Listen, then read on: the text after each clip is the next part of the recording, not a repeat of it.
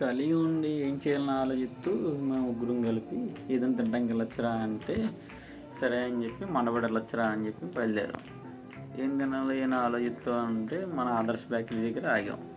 Bakery దగ్గర ఆగిన తర్వాత మా ఓడి చూసారు, తిరుగుతాడు చూడండి, కనిపిస్తాడు. మా కిరణ్ మాయగాడు మరి ఆకలే తినేస్తాను మాయ అలా ఇది లేదని చెప్పి చాలా చెప్పాడు. సరేరా నడరా అని చెప్పాను. చేయగడు కుట్టినాడంటే ఏం తినేసాడు అనుకుంటున్నారేమో, ఏం తినలే, జస్ట్ అక్కడికి వెళ్ళి షో ఆఫ్ చేస్తాడు. ఈ లోపల ఏమి కూరికి మిదిలిందో, లేదు మాయ బేకరీలో ఏం తినద్దు, తిన్నాడు వెళ్ళి వేడివేడిగా బటన్ తిన్నాడని చెప్పి సరేరా మాయ అని చెప్పి మన రథం గుడి దగ్గర ఉన్న బటన్ సీన్ బండి దగ్గరికి వచ్చాం. అది మా ఊళ్ళు చేశాక